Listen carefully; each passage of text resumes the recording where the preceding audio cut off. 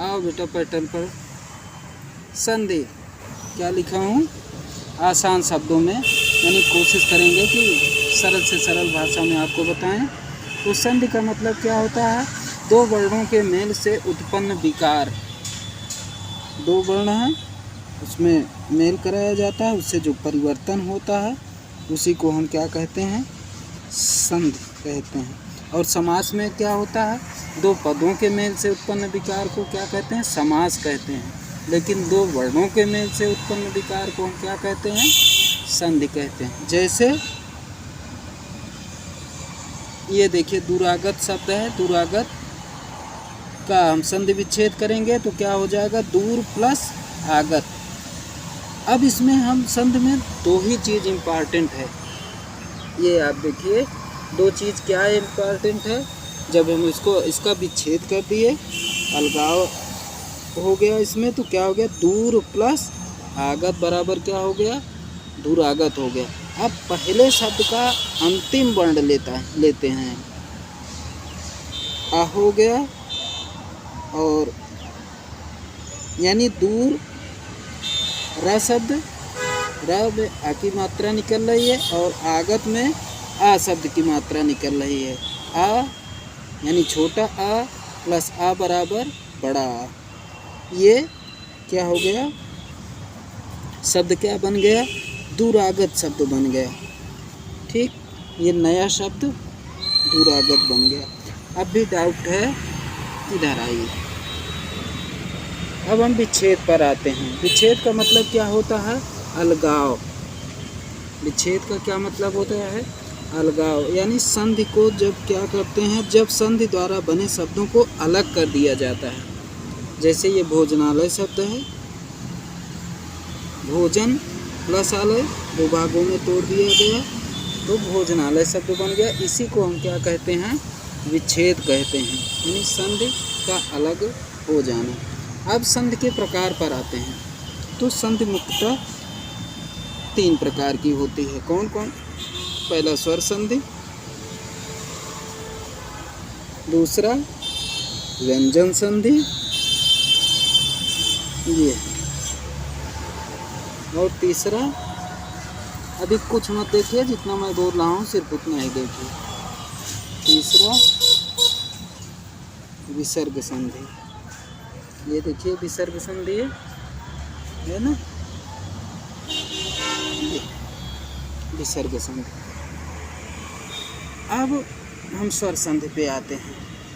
स्वर संधि जैसे प्लस बी का होल स्क्वायर आप पढ़ते हैं, वैसे इसमें भी स्वर संधि क्या होती है, जब दो स्वर करीब आ जाएं तो उसमें जो विकार उत्पन्न होता है उसको स्वर संधि कहते हैं। ठीक, इतना आपको याद करना पड़ेगा। स्वर प्लस स्वर बराबर क्या बन जाता है, नया स्वर बन जाता है स्वर संधि में।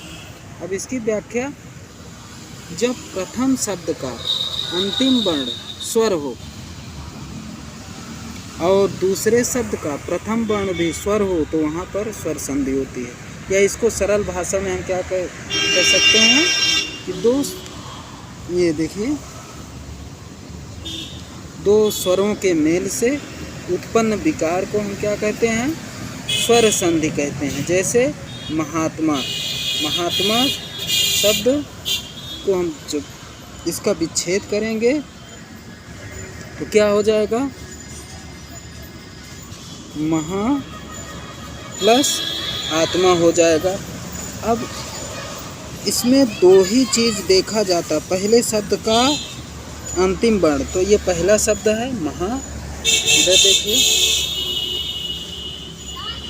महा पहला शब्द है, और आत्मा ये देखिए आत्मा दूसरा शब्द है, ये महा पहला शब्द। अब देखिए इसी के नीचे ये देखिए बिंदी टाइप का रखा हुआ है, ये शब्द क्या है, ये देखिए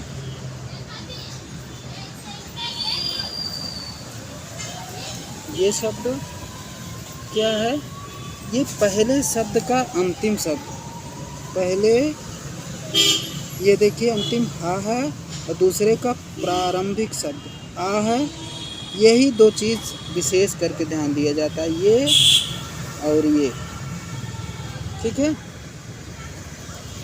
अब हा में आ की मात्रा निकल रही है, इधर देखो, और आत्मा में आ की मात्रा। यही दो, आ प्लस आ बराबर आ हो गया।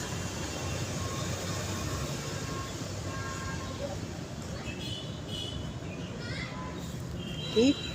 तो महात्मा का संधि विच्छेद क्या हो गया? महा प्लस आत्मा हो गया। अब इसी प्रकार से विद्यालय है। विद्यालय का हम जब संधि विच्छेद करेंगे तो क्या हो जाएगा? विद्या प्लस आलय हो जाएगा। तो विद्या में आ की मात्रा दा में निकल रही है। यही दो शब्द आपको देखना है, ध्यान दीजिएगा। यही दो शब्द, ये और आलय, इधर ध्यान दीजिए। आलय में आ शब्द, विद्या प्लस आलय बराबर क्या हो गया? विद्यालय। अब दा में आ की मात्रा निकल रही है और आ में ऑलरेडी आ की मात्रा है ही, तो क्या हो गया? बड़ा हो गया। मिल करके क्या बन गया? बड़ा। तो विद्यालय का संधि विच्छेद विद्या प्लस आलय बराबर विद्यालय हो गया। अब आगे हम देखते हैं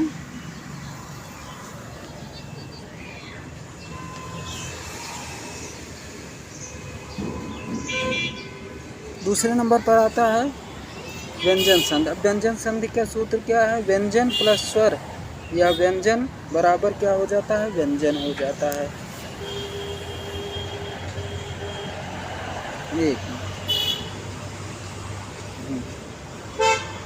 ये है फार्मूला। व्यंजन स्वर व्यंजन बराबर क्या हो जाता है? व्यंजन। यानी परिभाषा क्या है? जब प्रथम शब्द का अंतिम वर्ण क्या हो? स्वर हो और दूसरे शब्द का प्रथम वर्ण स्वर या व्यंजन हो तो वहाँ पर व्यंजन संधि होती है। अब देखिए, इससे समझिए। जैसे जगन्नाथ शब्द है, ये शब्द है जगन्नाथ। अब जब हम इसको दो भागों में तोड़ देंगे, तो दो भागों में जब तोड़ देंगे तो क्या हो जाएगा? जगत प्लस नाथ हो जाएगा। तो हमारा इसमें क्या परिभाषा क्या कह रही है? जब प्रथम शब्द का अंतिम वर्ण, प्रथम शब्द ये है, इसका अंतिम वर्ण क्या है? ये है, ता है। क्या हो? स्वर हो। और दूसरे शब्द का प्रथम वर्ण स्वर या व्यंजन हो, दूसरे शब्द ये है, यही नाथ है। नाथ दूसरे शब्द का प्रथम स्वर या व्यंजन हो तो यहाँ पर कौन सी संधि होगी? व्यंजन संधि होगी।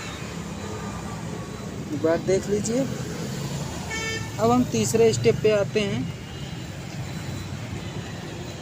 पहली चीज विसर्ग संधि में विसर्ग जान लीजिए। अनुसार जो एक मात्रा रहती है, जैसे मंद शब्द अगर कहा जाए, म में जो ऊपर बिंदी लगती है वो अनुसार है, और विसर्ग में दो बिंद नीचे ऊपर करके लगते हैं। ये देखिए, विसर्ग शब्द में ये विसर्ग का क्या है? चिन्ह है। विसर्ग का चिन्ह है।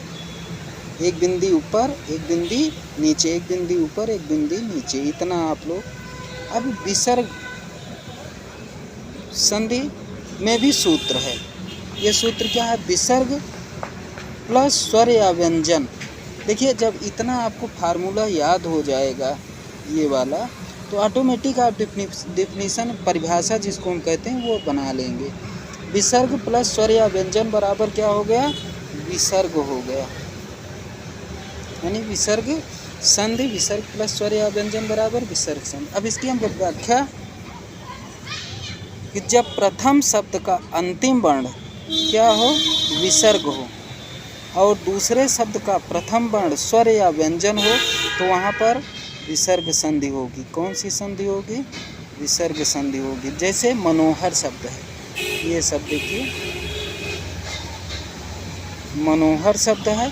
अब इसको हम जब दो भागों में तोड़ेंगे तो मनः प्लस हर हो जाएगा। अब मैं बताया यही दो शब्द देखिए, पहले शब्द में क्या है, ये अंतिम वर्ण और दूसरे का पहला वर्ण। और कहीं मत जाइए, जो मैं बोला कर रहा हूँ यही तो, इसी पे ध्यान दीजिए आप लोग। मनः प्लस हर शब्द, इसका विच्छेद हो गया मनोहर का। देखिए एक बिंदी ऊपर है, एक बिंदी नीचे है, तो ऑलरेडी ये संधि क्या है बता देती है कि हम कौन से हैं, जो है विसर्ग संधि हैं।